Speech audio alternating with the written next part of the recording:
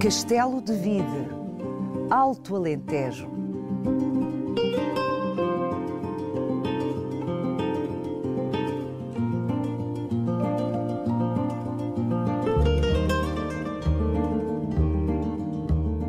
Quem diria que as ruas calmas do bairro judeu desta encantadora vila testemunharam de um momento para o outro cenas terríveis de perseguição e crueldade.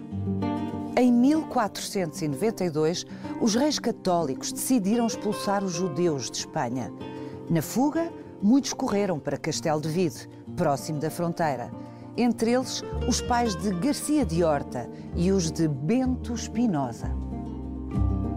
Mal sabiam estas famílias que no espaço de 4 anos o horror da perseguição aos judeus havia de se estender a Portugal, uma velha nação amiga. Os que não conseguiram escapar para longe da Península Ibérica foram obrigados a converter-se. E foram muitos os cristãos novos apanhados nas malhas apertadas da Inquisição. Para sobreviverem, tiveram de criar uma nova identidade e foram muitas as práticas e códigos secretos que inventaram para manterem viva a sua fé. Vai querer saber mais? Venha connosco nesta visita guiada.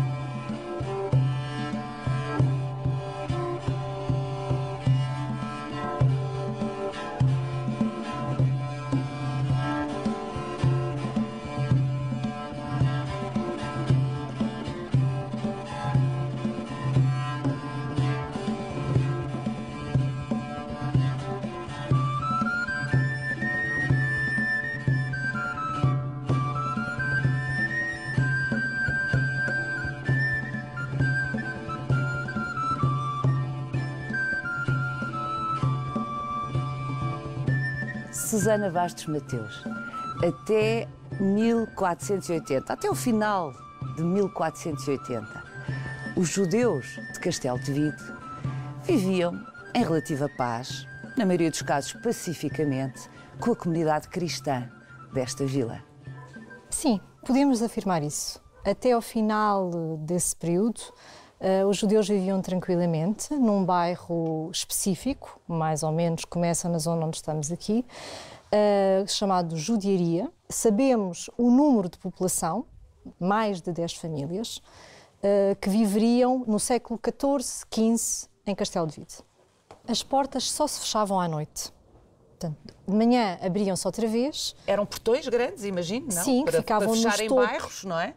Que ficavam nos topos das ruas, eram portões que fechavam, e depois, durante a manhã, as portas abriam-se e a população circulava, e judeus e cristãos conviviam nos mesmos espaços, frequentavam as mesmas ruas da cidade, o mercado, faziam o seu cotidiano em comum e de forma tranquila. Hoje, quando ouvimos essa descrição, parece uma coisa muito violenta. Porque é inevitável pensarmos nos guetos da Segunda Guerra Mundial, mas na altura não era essa a percepção que se tinha. Nem os cristãos nem os judeus viam da mesma maneira essa segregação das populações. Sim, por um lado, claro que é uma legislação que segrega, porque afasta e porque separa 2 grupos populacionais, os cristãos e os judeus. Mas também é verdade que permite a esse grupo manter uma coesão interna, manter-se confinado a um espaço, ter os seus costumes, ter as suas leis próprias, tem os seus oficiais próprios. No fundo, prestam contas diretamente ao monarca, o que também lhes dá uma certa proteção. É um privilégio para todos os efeitos. E isso permite manter a coesão do grupo. Portanto, são decretos que segregam, mas que simultaneamente reconhecem o direito à existência desta comunidade com as suas crenças próprias. O importante era que os judeus fossem muito facilmente identificados. Permitia-se que eles mantivessem os seus costumes, as suas práticas, mas que fossem identificados. No caso português, a normativa instaura que tivessem que usar uma estrela vermelha de 6 pontas por cima das roupas e muito visível, para serem identificados quando circulassem na cidade. Eram grupos endogâmicos, não é? O mercado devia ser o grande ponto de confluência destas duas comunidades, até porque os judeus, por dever de ofício, frequentavam-no com certeza todos os dias. Exatamente, e não é por acaso que vivem perto das zonas comerciais, perto dos mercados, perto das ruas onde se pratica o comércio. É verdade que por vezes surgem tensões. E a documentação, as queixas que são feitas ao rei, indicia-nos isso mesmo. Os judeus eram muitas vezes cobradores de impostos e isso, claro, criava-lhes muitas inimizades na população, como podemos imaginar se pensarmos nos dias de hoje também. Por outro lado, há tensões provocadas pela própria ascensão social dos judeus, pelo destaque que vão tendo nas vilas, até junto dos poderes locais. Isso também criava algum tipo de inimizades e de invejas.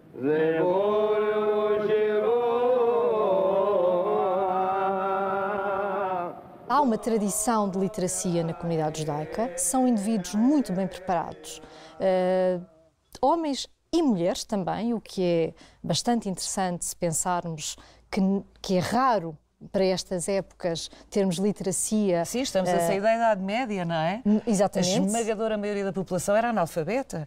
E aqui, nesta população, neste grupo de indivíduos, é muito fácil encontrar pessoas com uma taxa de alfabetização bastante significativa. E tudo isso gera anticorpos? Certamente que sim. Mas em todo o caso, Susana, até, como eu disse no início, finais da década de 80, o início mesmo dos anos 90 do século XV, tudo, de uma maneira geral, fluía entre judeus e cristãos. Sim, há alguns conflitos pontuais, há alguns episódios de violência, mas a vida cotidiana fluía de uma forma mais ou menos tranquila.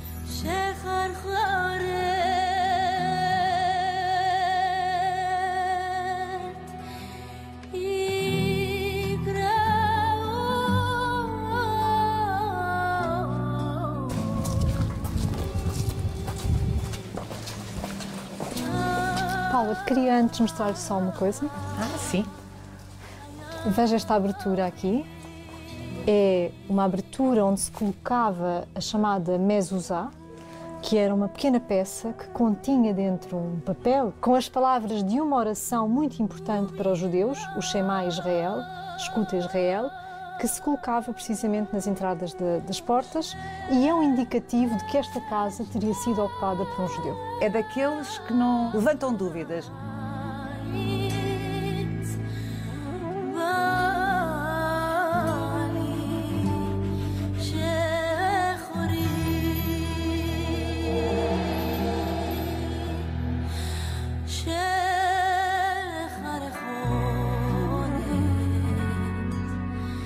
Susana, tudo indica que esta casa, este espaço, foi a sinagoga de Castelo de Vide. Sim, e o argumento mais forte para comprovar essa hipótese é esta peça. Não há documentos, não é? Não temos, infelizmente, documentos para o comprovar, mas é algo que é comum, tragicamente, na história da presença judaica em Portugal, a falta de documentação. Mas esta estrutura tem sido interpretada como Arom HaKodesh, também conhecido por Ekal, uma arca sagrada, em algumas traduções, um armário para guardar precisamente os rolos da Escritura. A Torá, portanto, esta Escritura que corresponde aos 5 primeiros livros do Antigo Testamento. Este armário era aberto e abriam-se os rolos da Torá para as leituras, para as cerimónias religiosas dos homens. Portanto, isto seria o espaço do culto destinado aos homens. Então, este espaço era o correspondente a uma igreja cristã? Não necessariamente, porque, por exemplo, não sabemos, no caso de Castelo de Vide, se este espaço foi construído de raiz como sinagoga. Pode até ter sido apenas uma casa, pode ter tido função habitacional, o que era muito comum, porque o importante aqui era a presença dos indivíduos. Portanto, para celebrar o culto, bastava que estivessem 10 indivíduos no mesmo espaço a ler os textos sagrados. Bem, de alguma forma, no cristianismo também é assim, é a comunidade que faz a igreja, mas no caso do judaísmo é um despojamento maior relativamente à matéria, não é? Sim, podemos dizer que sim, o que também foi útil em tempos de clandestinidade para que se fizessem as chamadas sinagogas secretas em casas particulares. Ainda que, em alguns casos, existissem sinagogas até suntuosas, com uma certa suntuosidade, é verdade que é muito comum no judaísmo estes espaços mais despojados. O que, portanto, não é estranho que uma casa, aqui em Castelo de Vide, pudesse ser usada como sinagoga.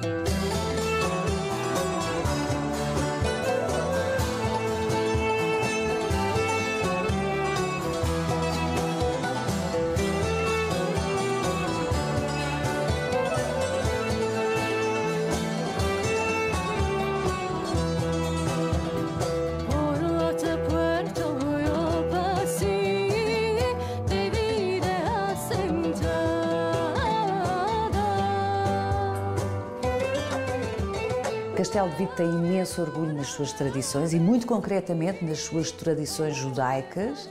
E, mais do que esta sinagoga, em Castelo de Vide tropeçamos sistematicamente com práticas que remetem exatamente para o período anterior à expulsão dos judeus do Reino de Portugal, como, por exemplo, o bolo de massa.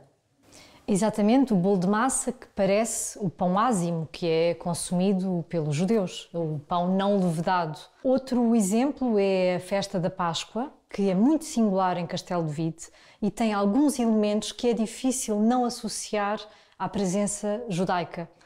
Por exemplo, a questão da bênção dos borregos, que depois são abatidos de uma forma que remete para o abate ritual que era feito pelos judeus. Obviamente falamos de uma festa que já tem muito mais elementos e é, no fundo, um fenómeno de sincretismo religioso. Misturas, não é? Cristianismo e paganismo e judaísmo. Portanto, é difícil estabelecer fronteiras, mas evoca isso, não é? Exatamente, e, de facto, a tradição local mostra que há essa reminiscência na memória da população de Castelo de Vide. Un día bajo mis pies fui cayéndome al vacío sin poderme agarrar a la vida.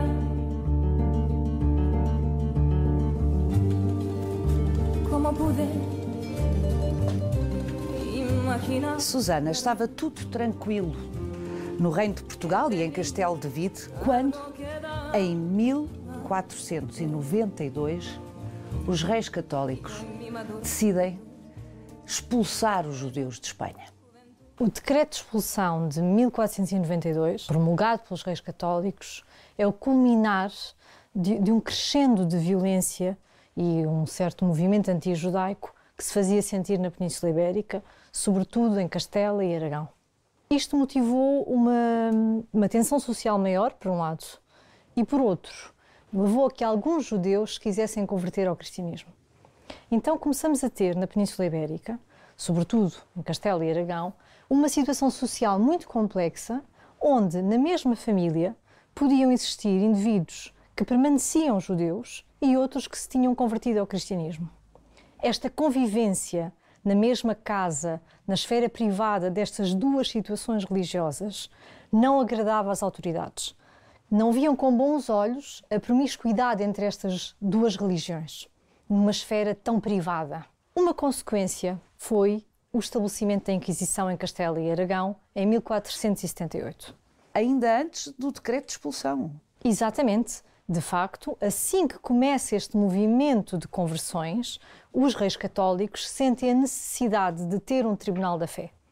Esta situação fez com que várias pessoas perseguidas pela Inquisição, portanto, vários cristãos novos perseguidos pela Inquisição, em Castela e Aragão, se deslocassem para Portugal, fugissem para Portugal, onde tinham um último refúgio, no fundo.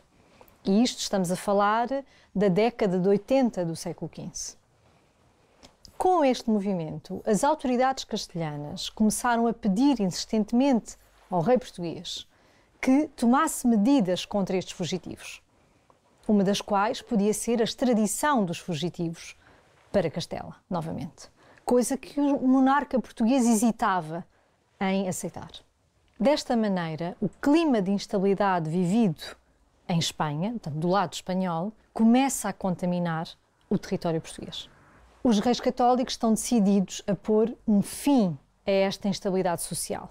E, portanto, depois da Inquisição estabelecida e depois da Inquisição começar a funcionar ativamente no território castelhano, outras medidas começam a ser tomadas. Nomeadamente, chega-se a 1492, que é um ano crucial e que muda radicalmente a conjuntura judaica da Península Ibérica. A partir do momento em que os reis católicos conquistam Granada, que era o último reduto muçulmano na Península Ibérica, o passo seguinte para uma uniformização religiosa da Península seria a expulsão dos judeus, o que veio acontecer com o dito decreto de expulsão dos judeus de Castela e Aragão de 1492. Em 1492, entre 10 a 15 famílias de Castelo de Vide já estão aumentadas em número. Em número muito substancial. Isto porque Castelo de Vide fica muito próximo da fronteira. Toda a região da Raia portuguesa sofreu um aumento da população judaica muito significativo. Eram vários os sítios de entrada dos judeus expulsos de Castela. Sobretudo populações de fronteira, como Marvão, aqui muito próximo. Estima-se que a entrada nesta zona foi de cerca de 5.000 pessoas que ficaram acampadas nos arredores de Castelo de Vide. E gente que era de proveniências muito diversas, porque no fundo Castelo de Vide, os arredores de Castelo de Vide, eram um ponto de chegada de várias partes das Espanhas. Sim. Como é que a pequena comunidade judaica que habitava aqui, na judiaria de Castelo de Vide, acolheu esses seus irmãos perseguidos? Com alguma desconfiança, certamente. Porque estamos a falar de escalas tão diferentes de população. Uma pequena e tranquila comunidade, como já vimos, de repente ter às suas portas um número tão significativo de pessoas, e repito, de origens tão diversas, provocou certamente instabilidade. Seja para os judeus que cá viviam, seja para os cristãos que viviam aqui também. Claro que muitos destes judeus estavam apenas de passagem. Nem todos ficaram aqui estabelecidos, certamente. Mas esta passagem foi um motivo de tensão. Isso não há dúvida.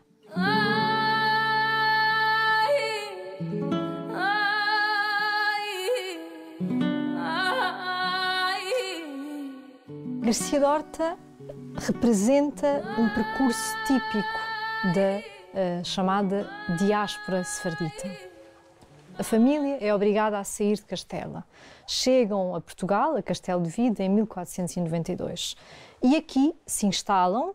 Ele nasce em Castelo de Vide, segue os seus estudos, vai para a Universidade de Salamanca, cursa medicina, portanto, é uma figura que ganha uma importância intelectual próxima da corte, como médico.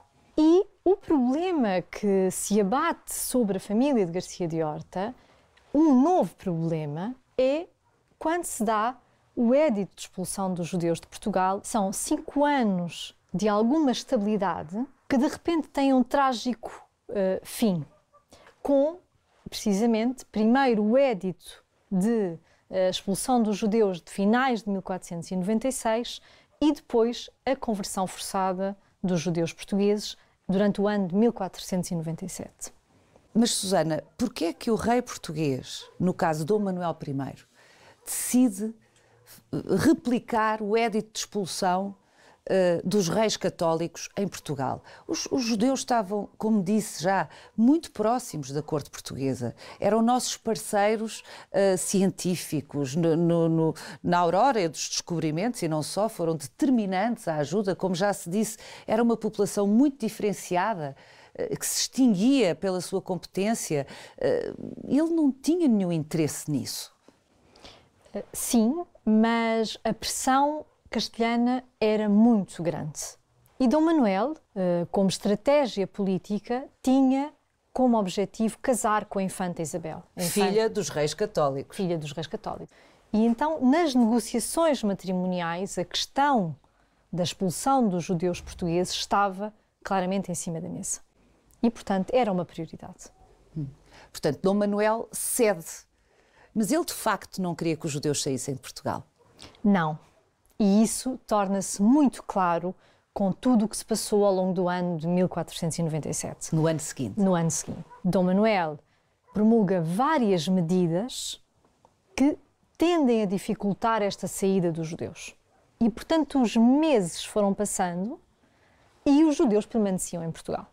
O objetivo final de Dom Manuel era que os judeus se convertessem ao cristianismo e assim passava a ter uma sociedade, de certo modo, uniformizada religiosamente.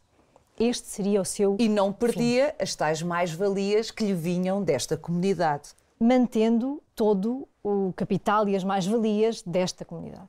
E aí acontecem, essas sim violentíssimas, conversões forçadas de judeus.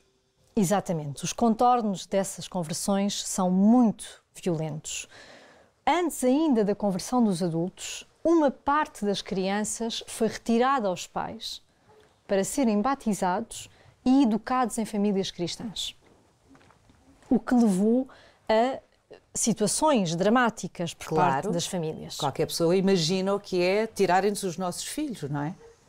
Depois seguiu-se em várias localidades do reino a conversão, muitas vezes em massa, em grupos grandes, dos adultos. Não temos documentos sobre esta situação em Castelo de Vide, portanto, sobre estas conversões em Castelo de Vide, mas temos relatos noutras cidades do reino. Vendo el rei que ainda isto não bastava e que se mais com fome os penasse perseguiriam, determinou usar com eles a violência que havia usado com seus filhos, e arrastando-os pelas pernas, outros pelas barbas e cabelos, dando-lhes punhadas no rosto e espancando-os, às igrejas onde lhes deitaram a água os levaram. Com esta violência, contra as leis divinas e humanas, ficaram feitos cristãos muitos corpos, mas nunca nas almas lhes tocou mácula. Antes sempre tiveram imprimido o selo de sua antiga lei. A partir deste momento, a partir de 1497, tem origem aquilo que ficou conhecido como o fenómeno dos cristãos novos portugueses. Trata-se de uma realidade social muito complexa, caracterizada por uma grande ambiguidade. Porque se sabe que muitas destas famílias, apesar de serem cristãos no espaço público, na esfera doméstica, permaneciam judeus. O principal objetivo que motivou a perseguição inquisitorial. A Inquisição perseguia cristãos novos que secretamente continuavam a praticar o judaísmo, apesar de terem sido batizados. A Inquisição não tinha jurisdição fora do cristianismo. Era um tribunal destinado a perseguir e a julgar, portanto, a condenar de alguma forma, indivíduos que tinham práticas consideradas desviantes da norma católica.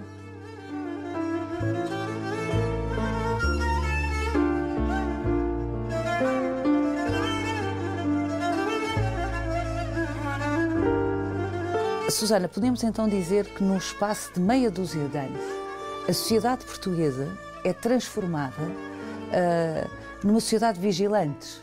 Todo o aparato inquisitorial motivava as populações a denunciarem os seus vizinhos por supostas práticas que não eram práticas conformes ao cristianismo.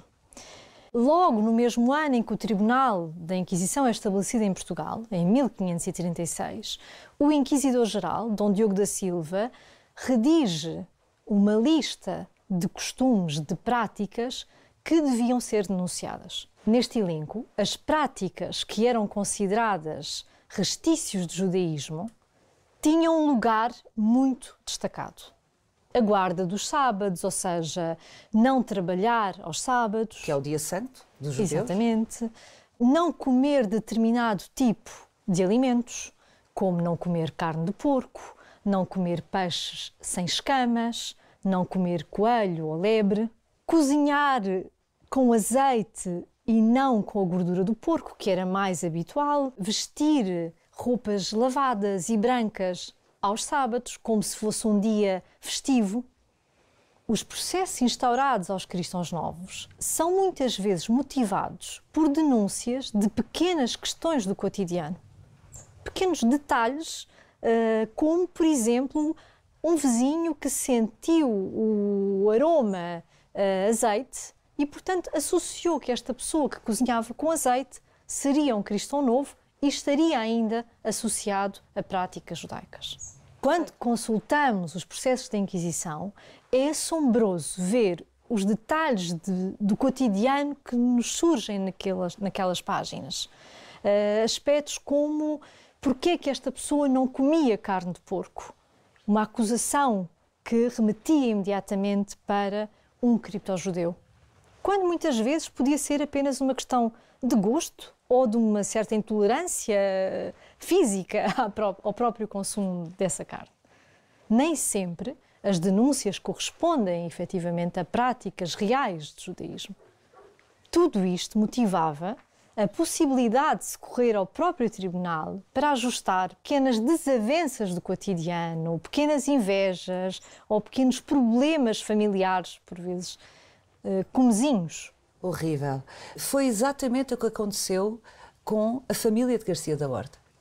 A família de Garcia da Horta tem, no fundo, uma trajetória trágica, porque vários elementos da família são denunciados ao Santo Ofício por práticas assim como estamos a descrever.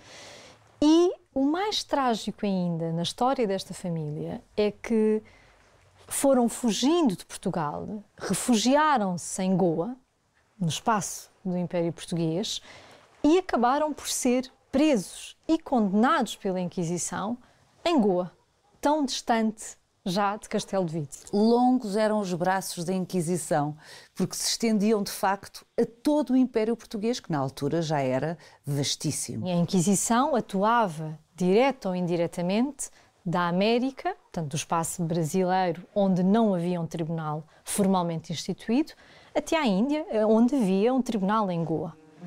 E veja-se que o próprio Garcia de Horta, tendo morrido antes de ser processado pelo Santo Ofício, acabou por sair no auto de fé, já não ele que já tinha falecido, mas os seus ossos foram queimados no auto de fé em Goa.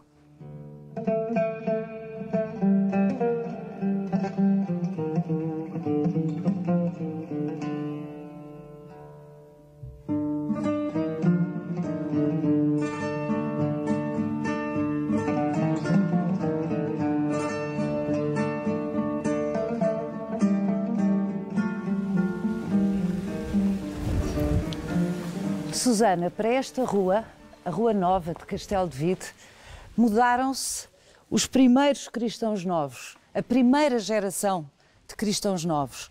E nesta casa há uma inscrição curiosa de um peixe. Parece claramente apontar para a assunção desta nova identidade através da conversão, através do batismo. Portanto, o símbolo do peixe fazendo referência a uma antiga família judaica que se converteu e abraçou o cristianismo. A tradição local diz que este peixe foi desenhado ou gravado com barbatanas, porque é sabido que os judeus não comem peixe sem escamas. Em guia, por exemplo, está proibido no elenco dos alimentos que os judeus podem comer e, portanto, estas barbatanas indicariam, seriam um sinal entre convertidos à força e que, no fundo, se mantinham judeus clandestinamente. Acha isto plausível? Infelizmente não temos documentação que possa corroborar essa hipótese. Aliás, é uma das tragédias que se abateu sobre o povo judeu, é precisamente esse apagamento também provocado pela falta de documentação que chegou até nós. Não deixa de ser tragicamente irónico que a fonte primordial que temos para a história destas comunidades seja a fonte produzida pelos seus perseguidores. Portanto, sejam os processos da Inquisição, esta instituição que os perseguiu, seja hoje a forma que temos de chegar até eles.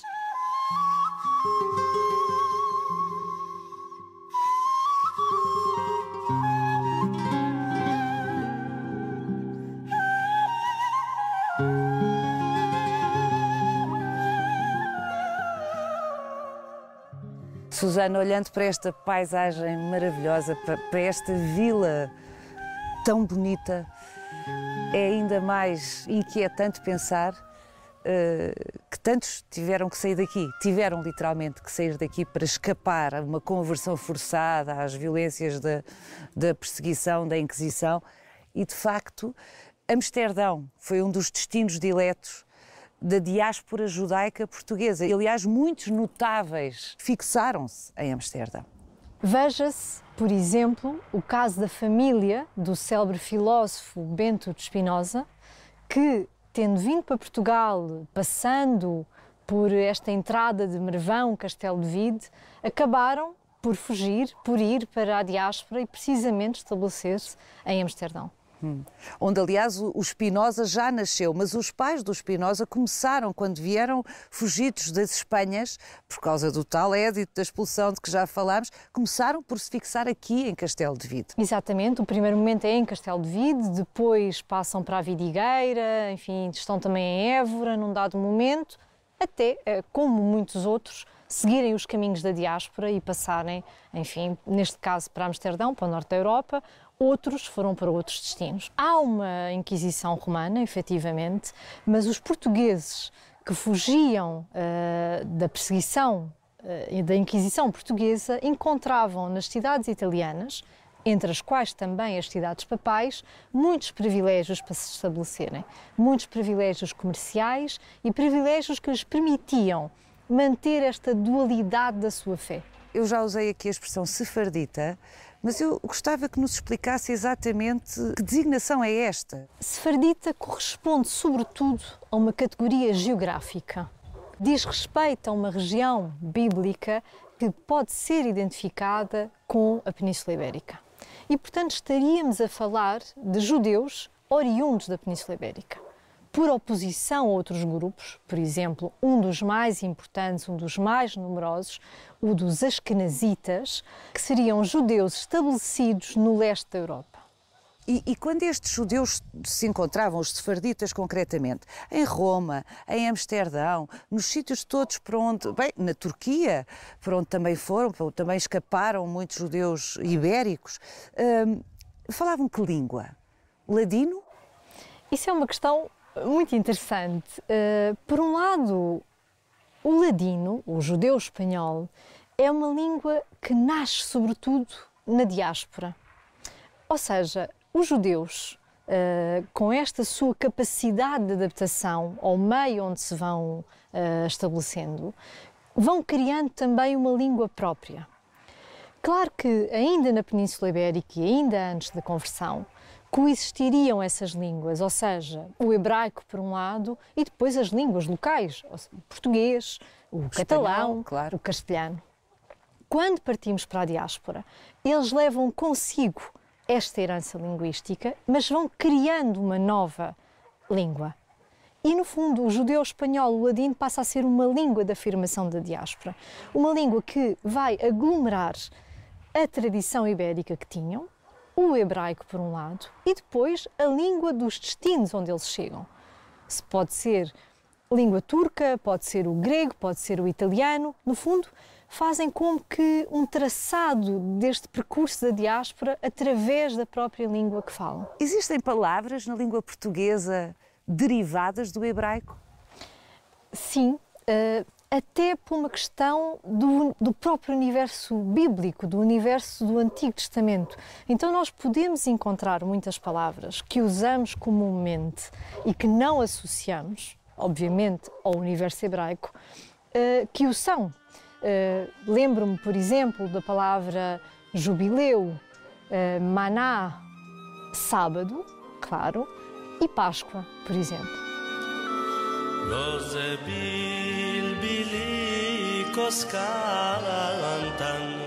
Siga-nos no nosso sítio e na nossa página de Facebook, onde encontra este e os outros episódios do Visita Guiada. Sospiran del amor.